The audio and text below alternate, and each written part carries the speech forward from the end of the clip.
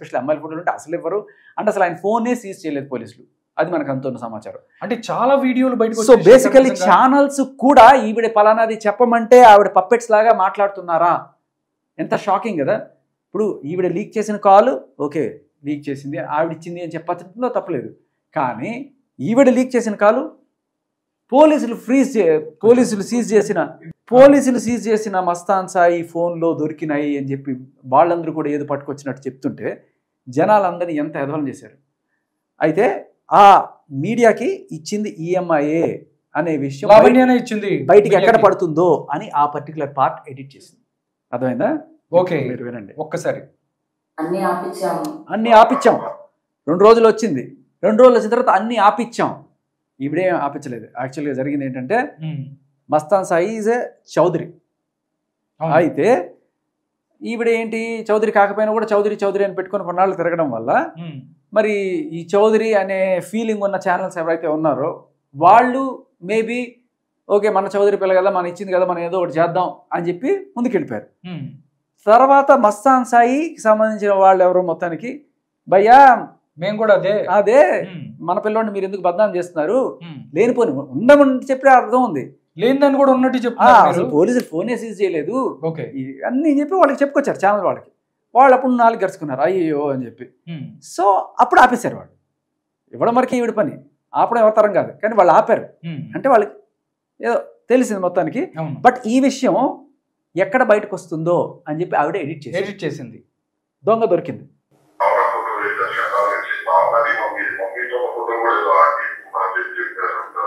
వాళ్ళ మమ్మీతో ఉన్న ఫోటో, పిన్నితో ఉన్న ఫోటో, ఎంతో మంది ఆడపిల్లల జీవితాలు నాశనం చేశారు. అన్ని ఆపించాం, అన్ని ఏమి ప్లే అవ్వట్లేదు. అంతా ఇవి చేతిలో ఉంటుంది అనమాట. ఛానల్ ఏమంటే వేస్తుంది, ఆపమంటే ఆపుతుంది. ఆపించాం.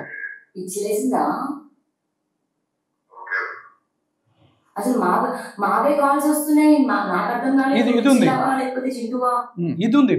ఒక్కసారి వాళ్ళకి క్లారిటీ ఇచ్చే ప్రయత్నం చేద్దాం. అంటే ఒకటి ఆవిడ ఎవరైతే లావణ్య లీక్ చేసినా లేకపోతే లావణ్య ఇచ్చేసింది మీడియాకి ఇచ్చిన దాంట్లో ఎవరైతే మస్తాన్ సాయి మాట్లాడుతూ ఇంకా నా జీవితం అయిపోయింది, మా అమ్మ మా చెల్లి మిగతా వాళ్ళందరికి సంబంధించి దాంతోపాటుగా కామాంధుడు అన్నట్టుగా మిగతా వాళ్ళ ఆడపిల్లలతో ఉన్న ఫోటోలు వీడియోలు మొత్తం లీక్ చేశారు అని చెప్తుంటే లావణ్య చెప్పింది ఆపిచ్చేసాం కదా ఇప్పుడేం రావట్లేదు అని చెప్పింది. దాన్ని కట్ చేసి మీడియాకి ఇచ్చింది. అంటే డెఫినెట్లీ లావణ్య మొత్తం అంతకుముందు మస్తాన్ సాయికి సంబంధించిన వీడియోలు మొత్తం కూడా మీడియాకి లీక్ చేసింది లావణ్యే. అవును, లీక్ చేసింది ఆవిడే. మరి ఎక్కడ దొరికిపోతుందని లీక్ చేసి అది కూడా లావణ్య లీక్ చేసిందని చెప్పుండొచ్చు వాళ్ళు ఛానల్స్. కానీ వాళ్ళు అబద్ధం చెప్పారు. ఏమని? పోలీసులు సీజ్ చేసిన ఫోన్లు దొరికినవి అని చెప్పి.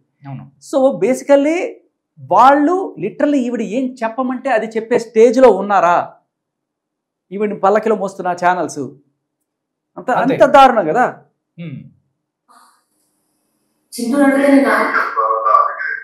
నిజం చెప్పు శేఖర్ భాషకి.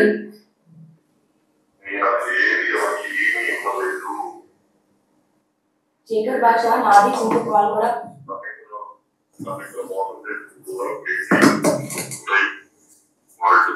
సాయి శేఖర్ భాష మన కాల్ నాది చింత కాల్ కూడా రిలీజ్ చేశాడు. మా మమ్మీ షరీఫ్ వాళ్ళ కాల్ రిలీజ్ చేశాడు. చాలా పెంట అయింది. ప్రీతి వాళ్ళ మదర్ కాల్ ఎలా అయితే వచ్చిందో మా మమ్మీ కాల్ మా డాడీ కాల్. ఈ డైలాగ్ కూడా లేదు, మీరు గమనించండి. దాంట్లో కూడా లేదు. ఎస్, పెంట అయింది. ప్రీతి వాళ్ళ మమ్మీ కాల్ ఎలా వచ్చిందో నా కాల్ కూడా అలాగే వచ్చింది. అంటే నేను చేసిన పాపం ఎవరినైతే డీఫేమ్ చేద్దాం అనుకున్నానో నాకు కూడా ఇలాగే తగిలింది. నువ్వు చేసిన పాపాలు ఖచ్చితంగా తగులుతాయి. ఓకే, అది కూడా ఆవిడ ఎడిట్ చేసుకుంది. ఓకే, ఇది కూడా అబద్ధం. మీరు చెప్పారు ఆవిడకి? అదే కదా. నేను బెదిరించాడంట, నువ్వు ఇచ్చావంట. నువ్వు బెదిరిస్తే ఇచ్చాడంట. ఇది కూడా లేదు ఇందాక దాంట్లో. నువ్వు ఎప్పుడు వస్తావు? చాలా చాలా important point to be noted your honour. నువ్వు బెదిరిస్తే ఇచ్చాడంట అనేది ఇంతకు ముందు కాల్లో లేదు. అండ్ ఇంకొకటి ఏంటంటే దాని తర్వాత మస్తాన్ సాయి అన్న మాట ఏంటి? లేదు లేదు లేదు లేదు అని 4 సార్లు చెప్పాడు. మీరు మళ్ళీ వినండి. తెలీదు, నువ్వు ఇచ్చేలాగని చెప్పాడు శేఖర్ భాష. నేను బెదిరించాడంట, నువ్వు ఇచ్చావంట. నువ్వు బెదిరిస్తే ఇచ్చాడంట. నువ్వు ఎప్పుడు వస్తావు? నేను వస్తా. దీంతో పాటు కొన్ని ముందు మీరు వెళ్ళలేదు, చాలా ముద్దులు గురించి మాట్లాడడం, నేను రాను అనేవి, ఇట్లాంటివి కూడా ఎడిట్ చేసుకుంది అనమాట. ఎందుకంటే వాళ్ళ మధ్య సంబంధం ఏంటో అనేది ఆల్రెడీ తెలిసిపోయింది, ఇంకా ఏదో దాచిపెట్టుకునే ప్రయత్నం. బట్ అది కాదు శేఖర్, నిజంగా ఇంతలాగా అంటే ప్రతి పాయింట్ని కూడా, అంటే మొన్న అంతకుముందు ఎవరైతే శ్యామ్కి సంబంధించి మిగతా వాళ్ళు మా స్టూడియోకి వచ్చి వాళ్ళు కూడా మాట్లాడినప్పుడు కూడా వాళ్ళు ఒక్కొక్కటి లావణ్య గురించి వాళ్ళు చెప్తుంటే నిజంగా ఏంటి నిజమా లావణ్య అంటే ఒక్కొక్కటి తెలుస్తుంది. బట్ వాళ్ళు ఇంకా అంటే ఎక్కడో మనం టీవీ అనే దాంట్లో మాట్లాడుతుంటే కింద ఏదో ఒక మెసేజ్ పెడితే దాన్ని స్క్రీన్ షాట్ చేసి వాళ్ళకి పంపించిందంటే లైవ్ అవ్వచ్చు, మిగతా ఒకటి ఎంత క్లీన్గా అబ్జర్వ్ చేస్తుంది, ప్రతి మెసేజ్ చదవటమో లేకపోతే అంటే ఎక్కడ కూడా దొరికే ప్రయత్నం చేయకూడదు అని చెప్పి, లేకపోతే ఇలాంటి అంటే మన వాళ్ళు ఏదో పెట్టారు ఇందాక #1 ఖిలాడి అని, అసలు చూస్తే నిజంగా మతిపోతున్న పరిస్థితి. అంటే ఎలా చూస్తారు? ఇంతకుముందు ఇలాంటి వాళ్ళని ఎప్పుడైనా చూసారా? లేకపోతే ఇలాంటి వాళ్ళతో శేఖర్ భాష ఫైట్ చేయాల్సి వస్తుంది లైఫ్లో అని ఎప్పుడైనా అనుకున్నారా? అలాంటి వాళ్ళతో మొదలైన ప్రయాణమే ఇవాళ ఇక్కడ దాకా వచ్చింది. ఇంతకుముందు ఇలాంటి ఒక అమ్మాయితోనే నేను పోలీస్ కంప్లైంట్ ఇచ్చి అంత పెద్ద హడావిడి అయిన తర్వాత మళ్ళీ అలాంటి అమ్మాయి టార్గెట్ ఈసారి పెద్ద టార్గెట్ అంటారా? ఎస్, అలాంటి వాళ్ళ వల్ల ఇంకొకళ్ళు బలైపోకూడదు అని చెప్పి నేను ముందుకు రావడం జరిగింది. ఈ పోరాటం ఇక్కడ కాదు, ఇలా సఫర్ అయ్యే ప్రతి అబ్బాయికి నా సహాయం అందాలనేది నా కోరిక. ఖచ్చితంగా దీనికోసం నేను ఒక సొసైటీ స్థాపించబోతున్నాను. బట్ ఇప్పుడు కాదు, ఒక నెల రోజుల లోపల ఖచ్చితంగా ఇది కార్యరూపం దాలుస్తుంది. ఓకే. అండ్ అంటే ఏంటి శేఖర్, ఇప్పుడు ఏంటంటే మీ మీద ఏదైతే దాడి జరిగిందో దానికి సంబంధించి ఎఫ్ఐఆర్ కూడా ఫైల్ అయిన పరిస్థితి. నిన్న ఏదైతే వాయిస్ బయటకు వచ్చిన తర్వాత ఆవిడ మాట్లాడుతూ చాలా దారుణమైన కామెంట్స్, శేఖర్ భాష ఎవడికి పుట్టాడు అని చెప్పి మాట్లాడిన పరిస్థితి ఛానల్ కూడా చేసింది. అంటే మళ్ళీ అదే అడుగుతున్నాను, మీ వైఫ్ కి ఇవాళ చెప్తున్నాను, జనరల్ గా నేను పేర్లు తీసుకుని, బట్ నేను చెప్తున్నాను కదా, RTV లో వచ్చిన ఈ న్యూస్ ఏదైతే ఉందో, ఆ వీడియో ఏదైతే ఉందో, మీకు నిజంగా వాళ్ళు తప్పు చేశారు అనిపిస్తే దయచేసి మీరు జస్ట్ కామెంట్ పెట్టడం కాదు, రిపోర్ట్కి వెళ్ళండి. రిపోర్ట్లో మీకు ఏది అనిపిస్తే అది, అబ్యూజ్ చిల్డ్రన్ అనిపిస్తే, లేకపోతే అబ్యూజ్ హేట్ఫుల్ స్పీచ్ అనిపిస్తే, ఏది అనిపిస్తే అది కొట్టండి.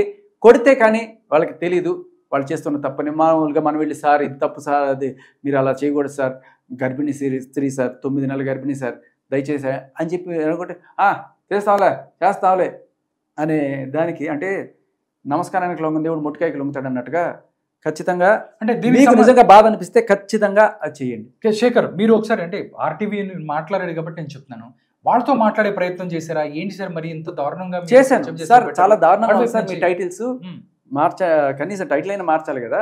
టైటిలే కాదు, లోపల కంటెంట్ కూడా చాలా అబ్యూజింగ్. అది తీయకపోగా దాన్ని హైలైట్ చేస్తూ మీరు అవి పెట్టడం అనేది మీ కుసంస్కారం అని చెప్పి నేను అని పెడితే, సరే కాసేపట్లో మారుస్తూ ఉన్నారు, మార్చినట్టే మార్చి మళ్ళీ ఇంకొన్ని షార్ట్స్ క్రియేట్ చేశారు, మళ్ళీ అదే పేరుతో అనమాట. నేను మళ్ళీ అది పంపించాను, మార్చలేదు అంతే. ఓకే శేఖర్, అంటే మీరు చెప్తున్నారు ఇలాగా ఒక ఛానల్, అంటే ఛానల్స్ కూడా లావణ్య ట్రాప్లో పడిపోయాయా? అంటే పెద్ద పెద్ద సీనియర్ జర్నలిస్టులు ఎన్నో సంవత్సరాలుగా జర్నలిజం ఫీల్డ్లో ఉన్నారు. లావణ్య ఎవరైతే అంతకుముందు ప్రీతి అవ్వచ్చు, లేకపోతే ఉదయ్ అవ్వచ్చు, వీళ్ళందరినీ మస్తాన్ సాయి, లేకపోతే శ్యామో, లేకపోతే ఇంకొకళ్ళు వీళ్ళందరినీ బెదిరించినట్టుగానే వీళ్ళను కూడా ప్రీతి, వీళ్ళు కూడా అంటే లావణ్య ట్రాప్లో మీడియా పడిపోయింది, ఒక వర్గం మీడియా అనుకోవచ్చు మీరు? మేబీ వాళ్ళు తెలుసో తెలియకో మన కులం అనుకునే దీంట్లో కొంతమంది ఏదన్నా ఉండుండొచ్చు మీడియాలో ఒక సెక్షన్. బట్ వాళ్ళు ఖచ్చితంగా ఇప్పటికీ నిజం తెలిసి ఉంటుంది. ఆవిడ ఊరికే తగిలించుకున్న చౌదరి అసలు చౌదరి మస్తాన్ సాయి అండ్ ప్రీతి చౌదరి అని చెప్పి. సో వాళ్ళ తర్వాత స్టాండ్ మార్చుకున్నారు. ఒకవేళ అలాంటి ఫీలింగ్ జనరల్గా మీడియాకి అవన్నీ ఉండకూడదు, బట్ అలాంటి వాళ్ళు ఉన్నవాళ్ళు ఎవరైనా సరే నిజం తెలుసుకున్న తర్వాత వాళ్ళు యూటర్న్ తీసుకున్నారు. అది కూడా ఓకే. నెక్స్ట్ ఇంకోటి శేఖర్, మొన్న కూడా ప్రీతి వెళ్ళి సైబర్ పోలీసులకి లావణ్య మీద కేసు పెట్టిన పరిస్థితి. అంటే ఆవిడకి సంబంధించిన ప్రైవేట్ వీడియోస్ ఏదైతే ఉన్నాయో వాటి కూడా అదే కదా చేస్తున్నది ఆవిడ ఫస్ట్ నుంచి. అదే కదా చేస్తుంది మొత్తం. అంటే ఫస్ట్ మస్తాన్ సాయి వాళ్ళ అమ్మ వాళ్ళు, వాళ్ళ చెల్లెలు, వాళ్ళ ఆయన గర్ల్ ఫ్రెండ్ అవన్నీ కూడా తీసుకొచ్చి మీడియాలో పెట్టి ఎవరెవరితోనో అక్రమ సంబంధాలు పెట్టుకున్నట్టుగా వేస్తే అక్కడ వాళ్ళ గుండె పగిలిపోయి వాళ్ళు నా జీవితం అయిపోయిందని చెప్పి ఏడుస్తున్నాడు. వాళ్ళ తల్లిదండ్రులు వాళ్ళందరూ ఎంత ఏడుస్తున్నారు అక్కడ.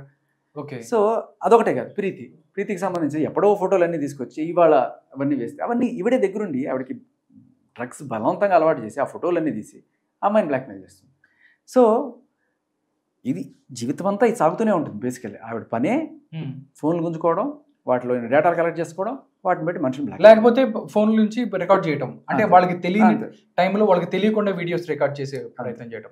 అంటే ఎలా ఇప్పుడు కేసు మీది ఏదైతే మీ మీద జరిగిన దాడికి సంబంధించి కేసు రిజిస్టర్ అయింది, దాంతోపాటుగా ఎవరైతే రాజ్ తరుణ్కి సంబంధించింది ఏదైతే బెయిల్కి సంబంధించి బెయిల్ ఇచ్చిన పరిస్థితి, అంటే ఎలా ఉండబోతుంది శేఖర్? నెక్స్ట్ ఎలా ముందుకు వెళ్ళబోతున్నారు? లావణ్యాన్ని ఎదుర్కోవాలంటే అంత ఆషమాషి వ్యవహారం కాదు, ఎందుకంటే ఎక్కడో సాయి ఇరిగించే ప్రయత్నం. పాయింట్ ఏమవుతుందంటే ఇప్పుడు వాళ్ళు ఎంత చెడ్డవాళ్ళు అనేది వాళ్ళకి రోజు రోజు వాళ్ళే ప్రూవ్ చేసుకుంటున్నారు. ఓకే, ఒకటి ఆవిడ ఎంత చెడ్డదనేది ఆ ఛానల్ చూపిస్తోంది, బట్ అలా చూపించే క్రమంలో ఆ ఛానల్ కూడా ఎంత చెడ్డదనేది జనాలు చూస్తున్నారు. సో ఏ రకమైన పాజిటివ్ ఫీలింగ్ లేకపోయినా కూడా వాళ్ళు అదే పనిగా మనుషులను కూర్చోబెట్టి కింద వందల బూతులు తిడుతున్నా కూడా వాటిని అన్ని మళ్ళీ మీరు గమనిస్తే, నేను కొంచెం జాగ్రత్తగా గమనిస్తే ఈవిడికి ఒకటో రెండో ఈ 1000 కామెంట్స్లో ఈవిడ కానీ లేకపోతే ఈవిడ చెలికెత్తి కానీ పెట్టుకుంటారు, వాటిని పింగ్ చేస్తారు పైన. అది కూడా గమనించాను నేను. అప్పుడు ఎవరో దేశ్ముఖ్ అని ఒకటి పట్టుకొచ్చాను, వాడు పెట్టిన కామెంట్స్ ఏమంటే పైన హైలైట్ పెడతారనమాట. ఈవిడే లేకపోతే ఈవిడ చెలికెత్తలు ఎవరు పెట్టాక పిన్ చేస్తారనమాట అవన్నీ కూడా. సో మేబీ వాటిని చూసి మిగతా జనాలు ఇన్స్పైర్ అయ్యి అలా కామెంట్లు పెడతారని వాళ్ళ ఉద్దేశం. కానీ జనాలు అంత విరుబాగులు కాదు కదా, ఇచ్చేది ఇస్తున్నారు. అయినా నేను పట్టిన కుందేలకి 2 కాళ్ళు లేకపోతే 3 కాళ్ళు అనుకుంటూ వాళ్ళు ముందుకెళ్తున్నారు. కానీ చూస్తున్నారు జనాలు. నేను చెప్తున్నాను కదా, మీరు కింద కామెంట్ పెట్టడం వల్ల ఏమైపోతుందంటే రిపోర్ట్ కొట్టండి. రిపోర్ట్ అక్కడ ప్రతి వీడియో కింద రిపోర్ట్ ఉంటుంది, దాంట్లో మీరు కొట్టండి. అబ్యూజా, హేట్ఫుల్ స్పీచ్ మీరు కొట్టండి, అంతే. ఏదో ఒక రోజు వాళ్ళకి అసలు తెలుస్తుంది.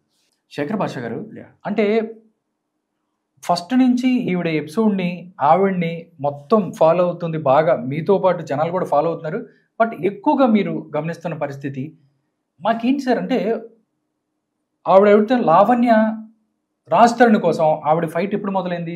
రాజ్ తరుణ్ నా భర్త, నన్ను 10 సంవత్సరాలు కలిసి ఉన్నాము మేము, కాబట్టి నా భర్తను నాకు ఇవ్వండి అని చెప్పి కూడా ఆవిడే కోర్టు దగ్గరికి వెళ్ళిన పరిస్థితి. నన్ను వాడుకున్నాడు, దాని తర్వాత ప్రెగ్నెన్సీ చేశాడు, 2-3 ప్రెగ్నెన్సీలు, లాయర్లు, ఇవన్నీ జరిగిన పరిస్థితి.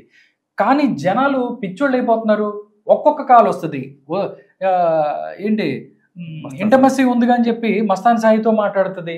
కట్ చేస్తే మొన్న చింటూ నా గుండె నీ దగ్గర ఉంది, నీ గుండె అది అయిపోయింది. ఓకే, మధ్యలో రాజ్ తరుణ్ లేదులే కాబట్టి మస్తాన్ సాయి వచ్చాడు అనుకోవచ్చు. మధ్యలో కట్ చేస్తే మంచం కోళ్ళు అంటారు. ఈ మంచం కోళ్ళు కూడా మాకు అర్థం కాలేదు. మొన్న చింటూకి సంబంధించి ఒక ఆడియో మేము చూస్తే ఎంత భయంకరంగా ఉందంటే, అంటే బీపులు వేసుకొని చేయాల్సిన పరిస్థితి. అంటే ఆడియోలో మనకి చాలా క్లియర్ కట్గా వీళ్ళకి అసలు రాజ్ తరుణ్ పరిచయం కాకుండా ముందు నుంచే వీళ్ళకి ఎఫ్ఐఆర్ ఉంది. బట్ రాజ్ తరుణ్ పరిచయం అయిన తర్వాత కొన్నాళ్ళకి మళ్ళీ ఇతను దీంట్లోకి వచ్చినప్పుడు ఇప్పుడు కూడా నాకు అదే రైట్స్ ఉంటాయా నీ మీద, ఇంతకుముందు మనం ఉన్నట్టే ఉండొచ్చా అని ఆయన డైరెక్ట్గా మొహమాటం లేకుండా డైరెక్ట్గా అడిగేస్తే, చింటూనే అతను ఆవిడ అప్పుడు ఎప్పుడు నువ్వే చింటూ అని చెప్పి అప్పట్లో వాళ్ళకి జరిగిన సరస సంభాషణలు గుర్తు చేసుకుంటూ ఆపాత మధురాలను నెమరేసుకుంటూ మంచం కోళ్ళు ఇవన్నీ కూడా మాట్లాడడం జరిగింది. సో బేసికల్ ఏంటంటే ఇప్పుడు మనం ఏవి కల్పించి మాట్లాడట్లా, ఆవిడ మాట్లాడినవే